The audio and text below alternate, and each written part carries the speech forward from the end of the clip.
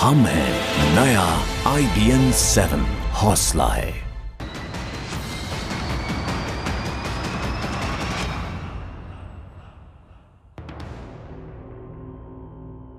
दुनिया के कुछ भाग के लोग रात भर सोए नहीं थे और उस समय जिस हालात में हिंदुस्तान में चुनाव हुआ था, जिस परिप्रेक्ष्य में चुनाव हुआ था, 16 मई को एक साल पहले एक ही स्वर दुनिया भर से सुनाई देता था,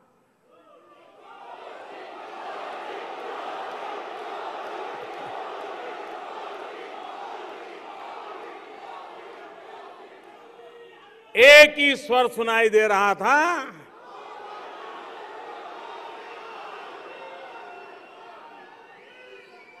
एक ही स्वर सुनाई दे रहा था, दुख भरे दिन बीते रे भैया, दुख भरे दिन बीते रे भैया। एक साल के भीतर भीतर आप सीना तान करके आंख में आंख मिला करके दुनिया से बात कर पाते हो कि नहीं कर पाते हो? दुनिया आपको सम्मान से देखती है कि नहीं देखती है? आपको स्वयं के भारत की प्रगति के प्रति गर्व होता है कि नहीं होता है? भाइयों बहनों, जनता जनार्दन ईश्वर का रूप होता है। जनता जनार्दन एक परमात्मा का रूप होता है। जनता जनार्दन को एक तीसरा नेत्र होता है। सामूहिक विलक्षण बुद्धि शक्ति होती है और वो अपने तत्कालीन निजी हितों को छोड़ करके भी सर्वजन हिताय सर्वजन सुखाय संकल्प लेकर के कदम उठाता है। कोटि कोटि जनों ने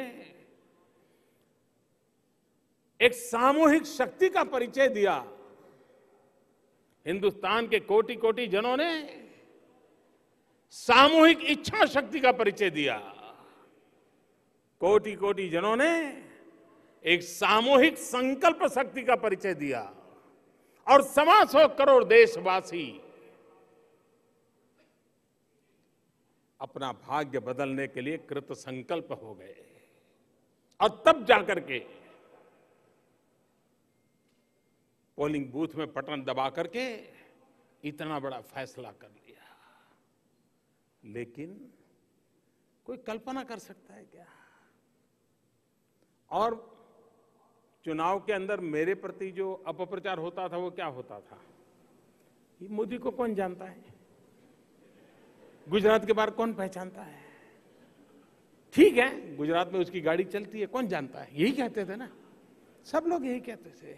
और जब विदेश की बात आती थी, अरे भाई विदेश का तो इसको कुछ समझ ही नहीं है, क्या करेगा? यही चर्चा सुनी थी ना आपने? सुनी थी कि नहीं सुनी थी?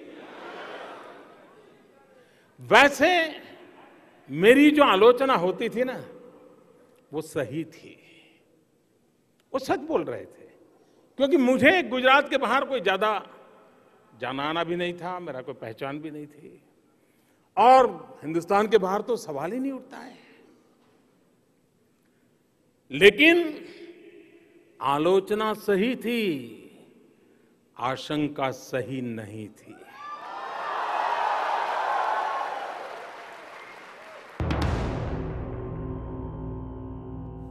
दुनिया में ऐसी बहुत घटनाएं हैं और भारत ने तो अपनी सूझबूझ का परिचय करवा दिया है। वरना मेरा बायोडेटा देख करके कोई मुझे प्रधानमंत्री बताएगा क्या? बनाएगा क्या? आपकी कंपनी में मुझे शेयर खरीदना है तो दोगे क्या? नहीं दोगे। अरे यार, ये चाय बेचने वाला ना रेल के डिब्बे में चाय बेचने वाला वो प्रधानमंत्री।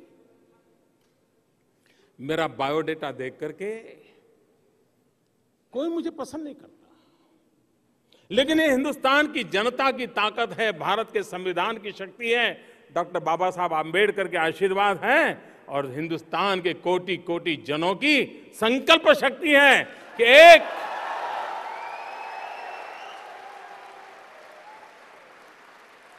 एक गरीब मां का बेटा भी अगर समाज के लिए समर्पित भाव से संकल्प लेकर निकल पड़ता है तो जनता जनार्दन आशीर्वाद देती है।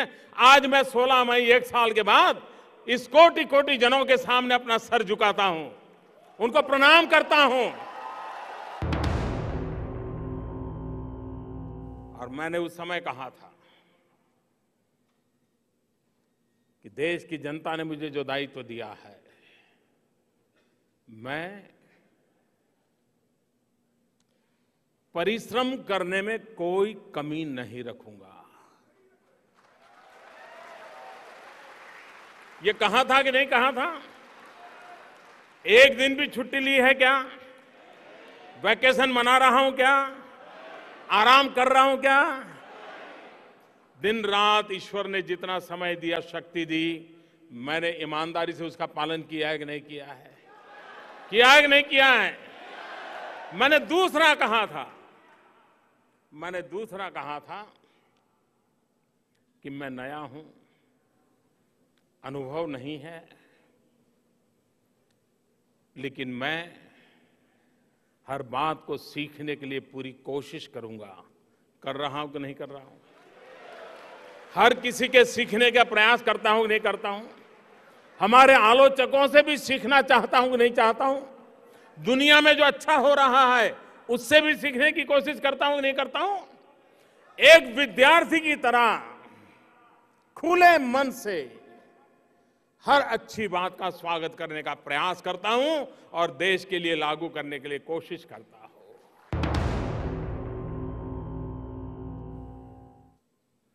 मुझसे गलती हो सकती है, लेकिन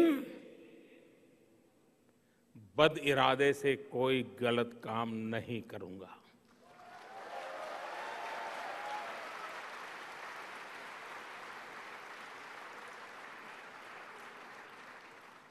और आज 16 मई 2015 को हिंदुस्तान से दूर चीन की धरती से जब मैं बात बता रहा हूं, इस संतोष के साथ बता रहा हूं कि पूरे साल भर में किसी ने हम पर आरोप नहीं लगाया कि हमने बदिरादे से या निजी स्वार्थ से कोई गलत कदम उठाया हो। ऐसा कोई आरोप नहीं लगा।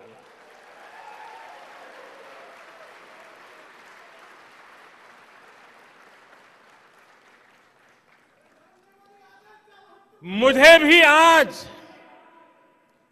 सांघाई की धरती पर मेरे सामने लघु हिंदुस्तान है। भारत का हर कोना यहां मौजूद है। शायद यानी मंच पर आते तक मैंने भी नहीं सोचा था कि 16 मई 1 साल के बाद मुझे ऐसा अवसर मिलेगा, जो अवसर आज पूरा लघु भारत मेरे पास है।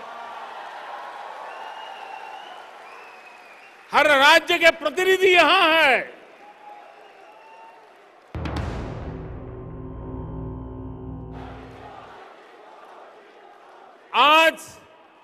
आज मैं आपसे आशीर्वाद मांगने आया हूं। आप मुझे आशीर्वाद दें कि भारत की विकास यात्रा की ओर जो हमने कदम बढ़ाए हैं, उसे हम सफलतापूर्वक पार करें। आप हमें आशीर्वाद दीजिए। जाने अनजाने में भी मैं ये आशीर्वाद आपसे मांग रहा हूं, क्योंकि ये मेरा कन्विक्शन है। जनता जनार्दन ईश्वर का रूप होता है। और इसलिए मैं आशीर्वाद चाहता हूं, आप मुझे आशीर्वाद दें कि मेरे से कोई गलती न हो जाए जिससे मेरे देश का कोई नुकसान हो जाए।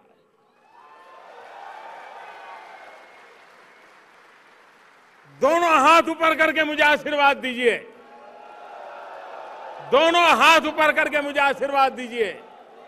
आपके आशीर्वाद मेरी बहुत बड़ी ताकत है।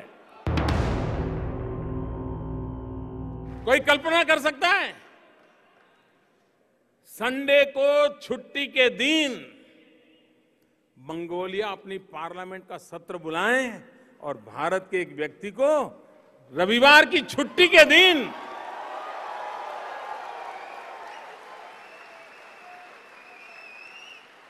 वक्त बदल चुका है दोस्तों, वक्त बदल चुका है।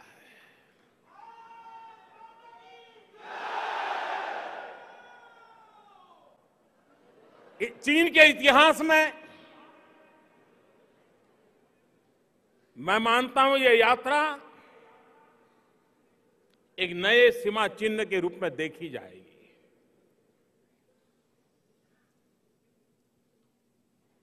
वैश्विक संबंधों के विद्वान लोग इस यात्रा को बहुत बारीकी से देख रहे हैं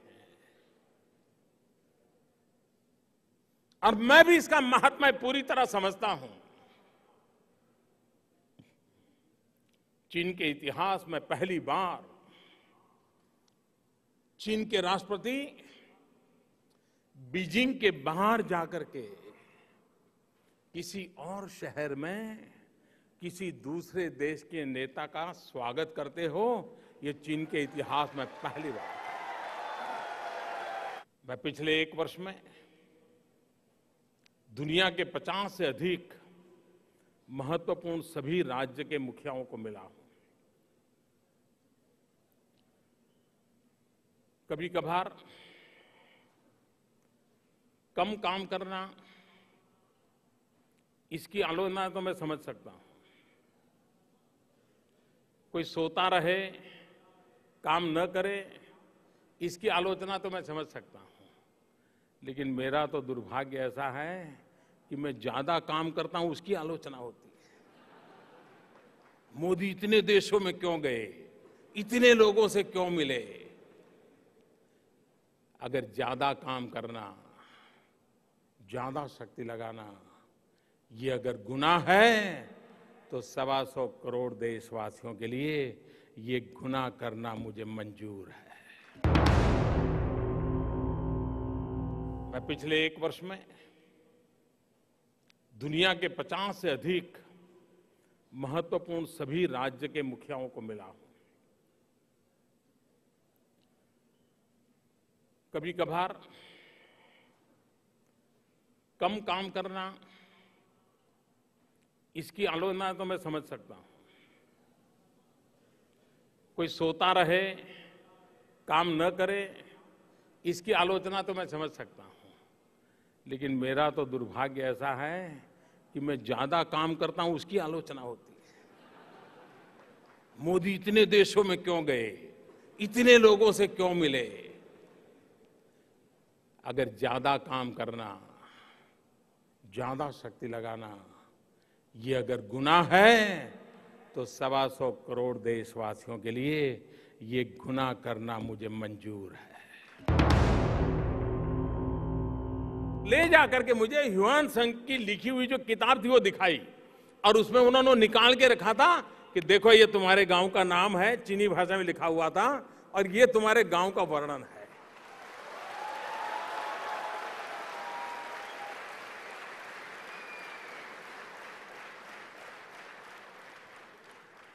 दो देशों के मुखिया इतना आत्मीयता, इतनी निकटता, इतना भाईचारा, ये अपने आप में जो परंपरागत रूप से वैश्विक संबंधों की चर्चा होती है उससे +1 है। और ये +1 समझने के लिए कईयों को भी समय लगेगा। और मैं मानता हूं कि मानव जात के कल्याण के लिए चीन और भारत का एक विशेष दायित्व है।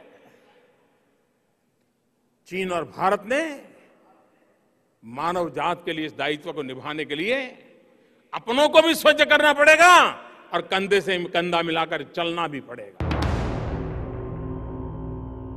जहां भी पीछे मेरी नजर जा रही है, माथे ही माथे मुझे नजर आ रहे हैं। आप लोगों ने इतना बड़ा कार्यक्रम की रचना की है। मैं आपको 100 सलाम करता हूं दोस्तों, 100 सलाम करता हूं।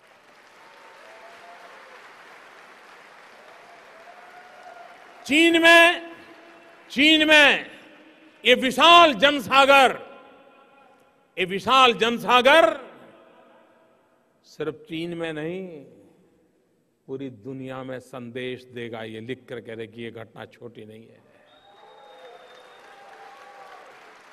ये सिर्फ एक भाषण नहीं है, ये वक्त बदल रहा है, इसका सबूत है। वक्त कैसे बदल रहा है, इसका जीता जागता उदाहरण है। मैं फिर एक बार, और ये मेरे लिए आनंद का विषय कि 16 मई 2014, 16 मई 2015 आपके बीच आनंद भरे पल बिताने को मिले। मैं आपका बहुत बहुत आभारी हूं और मुझे विश्वास है कि अगली बार आप जब आएंगे, और वैसे भी 2016, ये 2016 चाइना को हिंदुस्तान आने का वर्ष है। 2015 हिंदुस्तान को चाइना आने का वर्ष है। 2016 चाइना को हिंदुस्तान जाने का वर्ष है। आप सर्वाधिक लोगों को चाइना से हिंदुस्तान ले आइए, हिंदुस्तान का नजारा दिखाइए। आप देखिए, भारत और चीन मिलकर के मानव कल्याण के लिए नई ऊंचाइयों को पार कर सकते हैं। इसी एक विश्वास के साथ मैं फिर एक बार आप सबको नमन करता हूं, आप सबको प्रणाम करता हूं, आप सबका अभिनंदन करता हूं और आपका हृदय से बहुत बहुत धन्यवाद करता हूं इस समारोह की योजना के लिए। और चीन के अंदर इतना बड़ा समारोह अपने आप में इतिहास की एक नई मंजिल की ओर ले जाता है। बहुत बहुत बधाई, बहुत बहुत धन्यवाद।